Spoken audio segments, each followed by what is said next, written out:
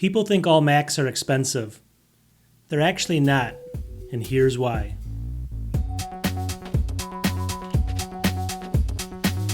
Welcome back to the channel. So today we have a good one. Today I wanted to show people out there that are thinking about buying a Mac just how good of a value they can actually be. And also stay tuned through the whole video because I'm going to show you a couple things I'm almost positive you have not thought about before as far as the value that are built into Macs. And it makes it such a good value, especially when you compare it to kind of, comparable Windows PCs. And this is where it's kind of a misconception that Macs are always so much more money, when in fact, I'm going to show you why. They're actually going to be a lot cheaper in a lot of cases, so let's just show you that because it's kind of eye-opening. Now, I have to admit, there's going to be some videos on YouTube that you catch all the time. For instance, a couple years ago, that $10,000 to $15,000 Mac Pro that's kind of owned by a production company that does major motion films. And you're going to see it and say $10,000 for a computer. Or even worse, you're going to see a YouTuber buy that thing and they're going to kind of talk about it. And they're really just buying it for the views, number one, or to kind of flex, right? Do they need that thing for $10,000? No. And that's actually going to only equate to like less than 1% of people are buying machines like that. Less than 1%. So it's all the other Macs that make it a great value, which we're going to talk about. But those 1% Macs, they're not for everyone, and that's not what we're going to talk about here. Now, when we start talking about more reasonable computers, not $10,000, they're still expensive, some of them. Take a look at this. So this is going to be the one that just came out. This is the M3 Ultra chip. This is the Mac Studio with the M3 Ultra chip. This is going to be $39.99 if you can take a look at this.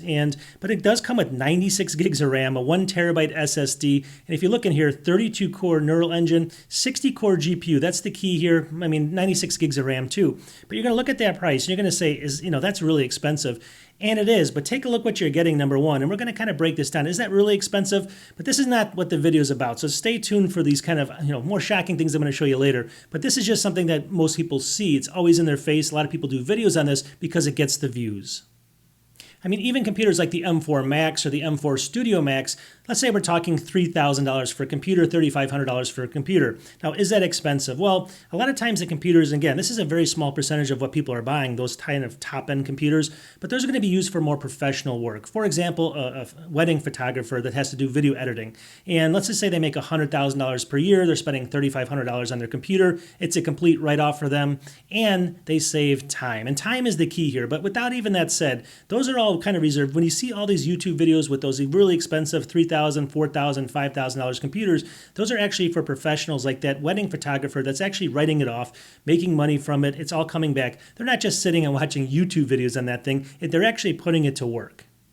Now, when we tend to focus just on these higher end models and YouTube videos and kind of the reviews of these systems and stuff like that, it's really the base level that people are buying. It's like the base level and then one maybe iteration up, adding a little bit of RAM or a little bit of disk. That's like 80% of the people that buy these computers.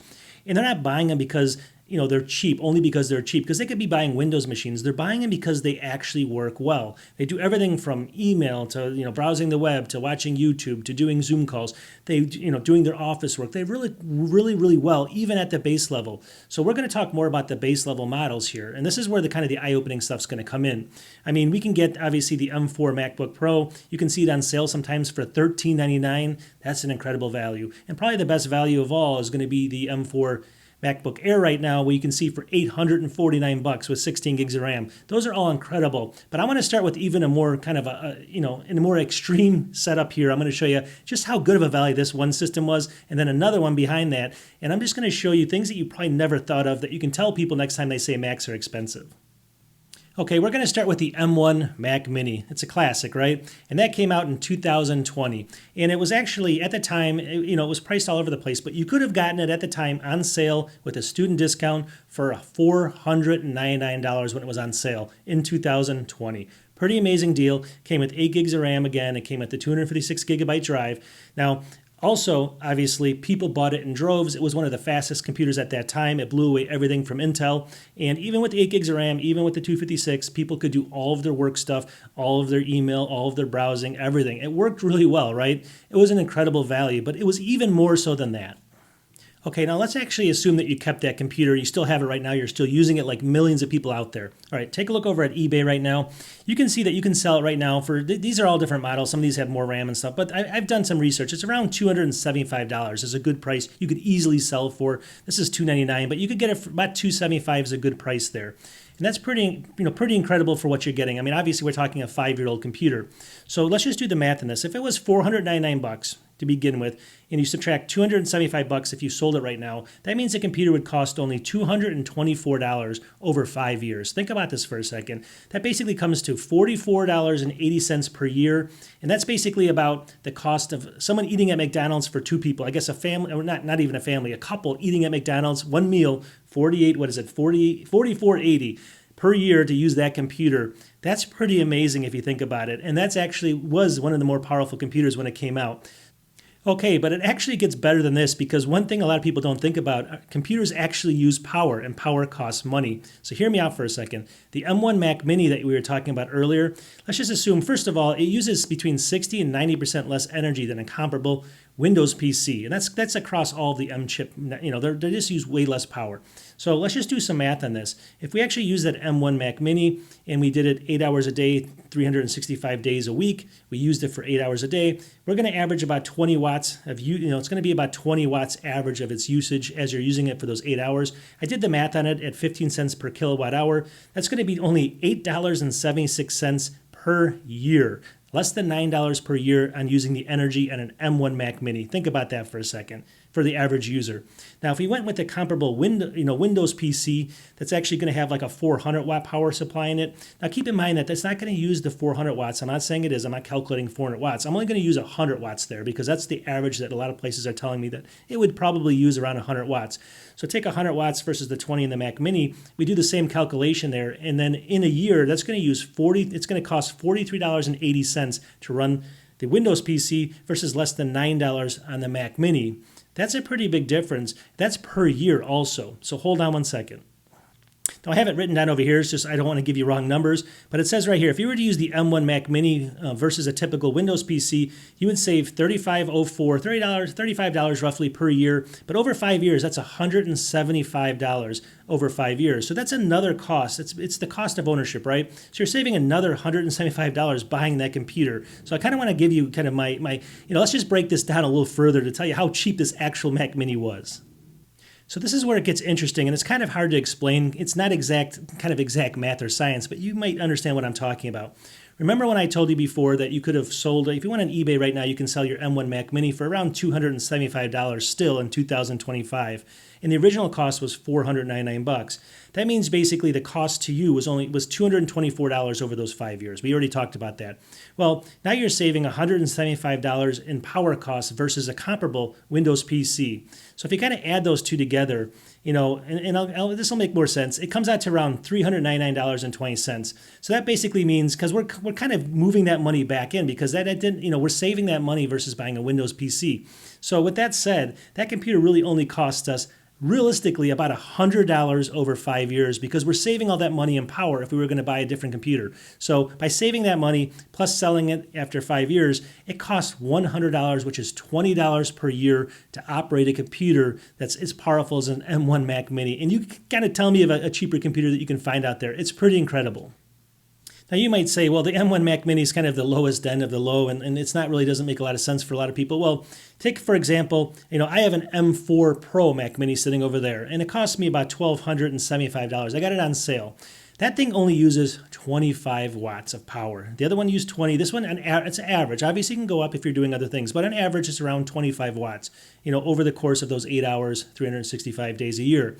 Now, if you were to buy a comparable PC, Windows PC, to kind of go up against that, you would need a pretty powerful graphics card in it. And this is where we start getting into a realm where you're going to be saving a lot more money with power. So when I show you the first example and how cheap that Mac Mini was, especially saving that power, as we move up the scale here, especially like with an M4 Pro Mac Mini, and you compare it to a comparable Windows PC with a graphics card, the cost of power savings just skyrockets.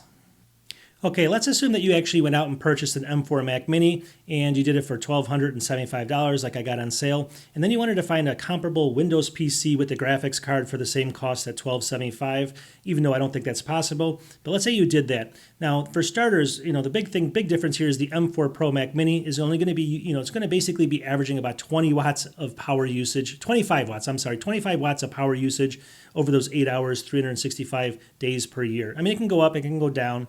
Let's just average 25 watts.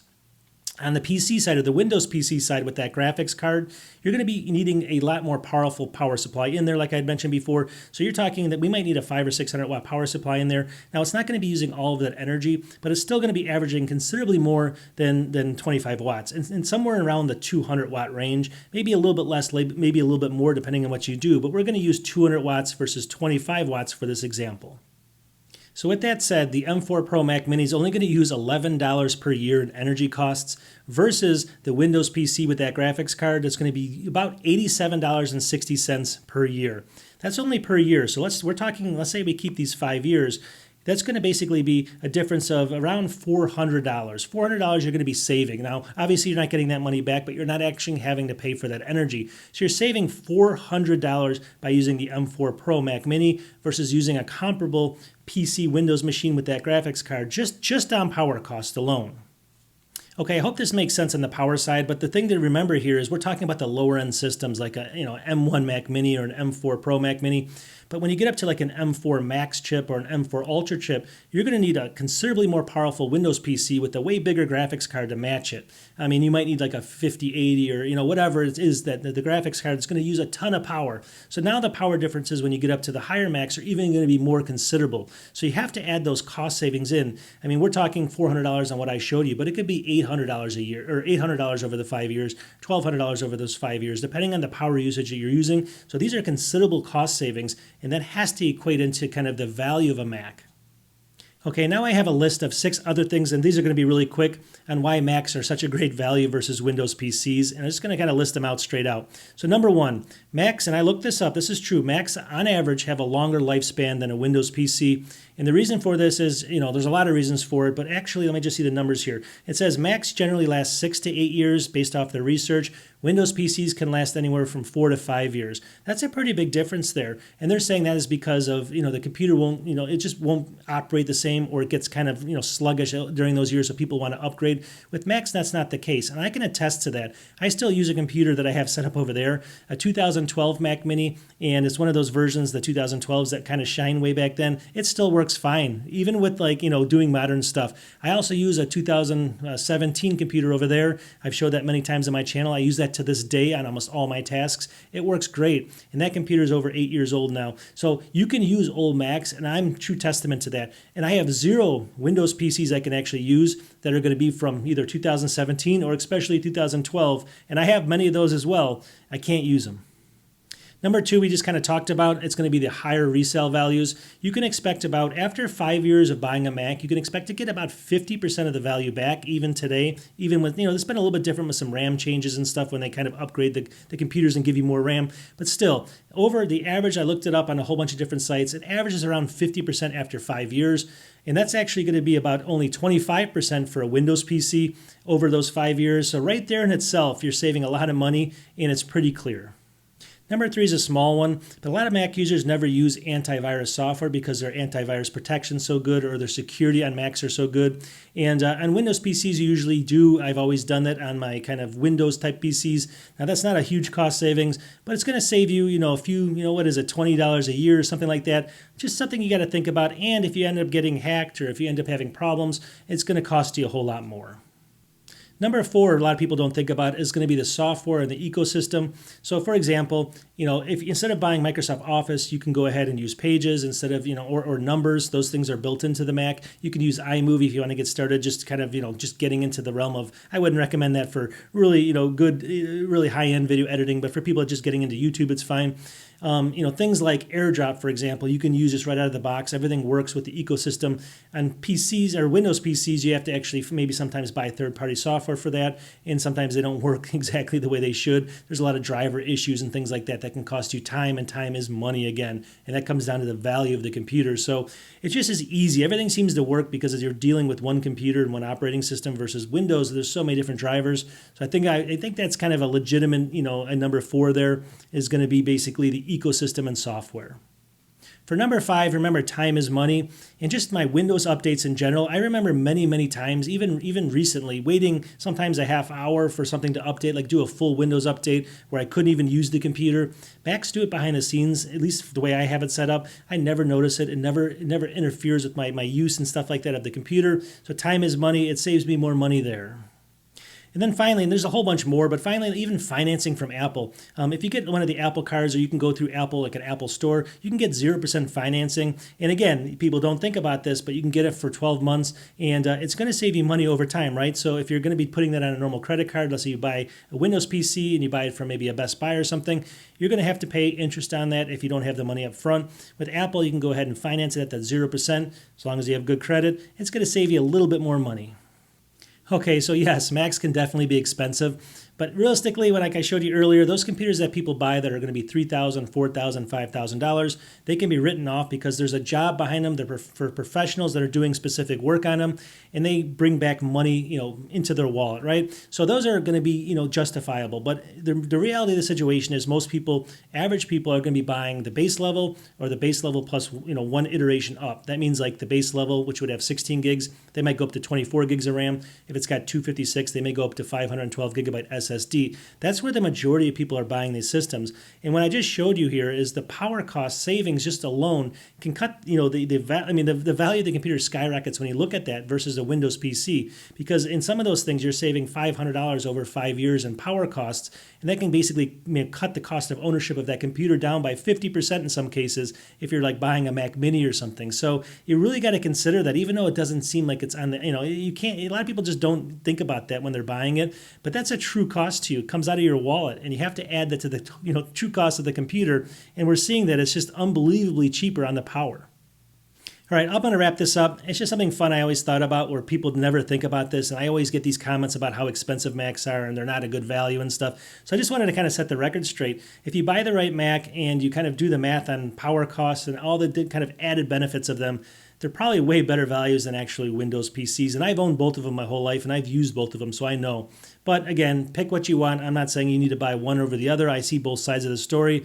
I'm just defending one side so it doesn't get beaten up all the time. We will talk to you in the next one. Peace.